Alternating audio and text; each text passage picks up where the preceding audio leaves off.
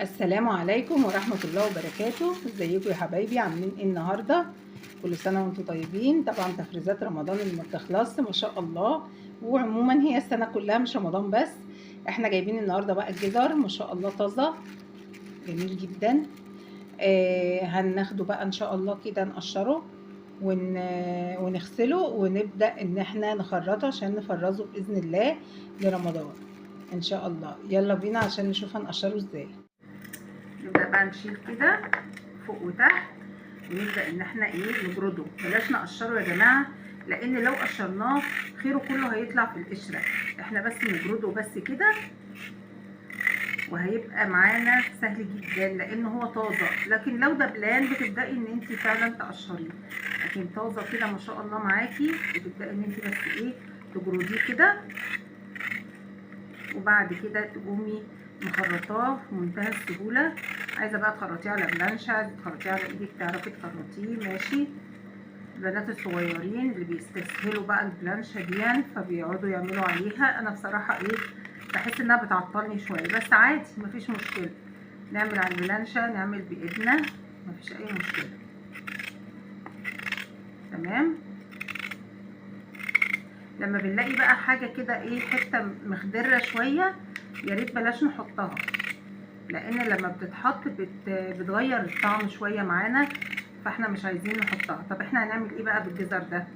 احنا بنيجي باذن الله نخرطه، ونقوم عاملين له برده الميه على النار، بنحطه فيها ميه بس كده يعني، يا دوبك بس تغلي، ونقوم ساقطينه فيها وشايلينه باذن الله عاينينه ان شاء الله في اكياس تلاجة في الديب فريزر. طب نعمل ايه بيه بقى؟ الدايره دي بقى يا جماعه انا ما بحبش اخدها، تمام، وانا بقطع بشيلها معايا في التقطيع، علشان بتبقى ممرره شويه، بتبقى زي المحطحضه، بتبقى عامله زي البنج كده، ما بتبقاش حلوه.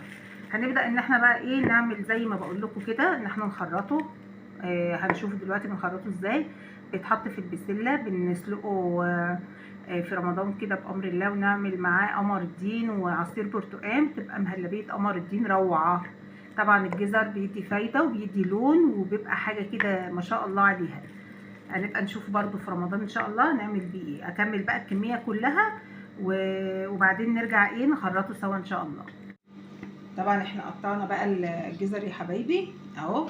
انا مش عارفه يعني، انا ما بحبش اقطع على البلانشه، انا بحب اعمل كده واقطع انا بس اهو كده، بقطع كده بس. انتوا بقى علشان في بنات صغيرين لسه ما يعرفوش يمسكوا السكينه قد كده، او ممكن تعورهم، بيشتغلوا على البلانشه. تمام.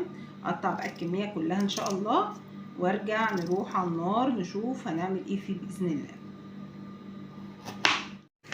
اهو يا حبايبي انا غليت الميه ووطيت عليها، بسم الله. نحط بقى الجزر، ننزل بالجزر كده بامر الله، ونسيبه بقى مفيش دقيقتين كده، ونشيله ان شاء الله، ننشله من الميه. طب في الاخر هنعمل ايه؟ احنا لازم نفرده، بس بعد التفريد بتاعه بامر الله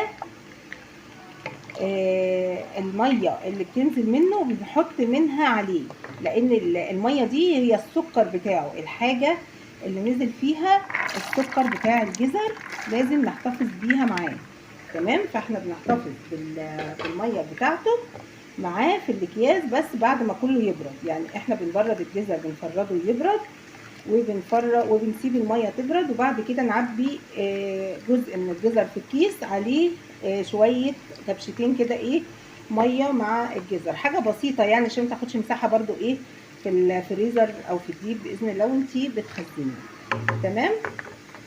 وبيساعدك بقى ان انت بتحطيه بعد مثلا البسله، لما تيجي تعملي البسله بتحطيه في اخر سوى البسله بشويه، يعني ما تحطوش في الاول، لان هو كده بيعتبر ان هو برده خد مرحله سوى في الميه السخنه زي ما انتم شايفين. انا هعلي النار سنه بقى، خليها وسط كده وثواني كده، وان شاء الله ونقوم طافيين عليه. اهو يا حبايبي انا فردت اهو زي ما انتم شايفين، وسقع ما شاء الله، برد، بس الميه طبعا لسه ما بردتش، فاحنا هنسيبه شويه كمان، ونعبيه بقى في الاكياس، ونحط عليه الميه لما تبرد بامر الله شويه كده، يعني يا دوبك كده يعوموه في الكيس بامر الله. ما تنسونيش بقى لايكاتكم الحلوه واشتراكاتكم الجميله، والسلام عليكم ورحمه الله وبركاته.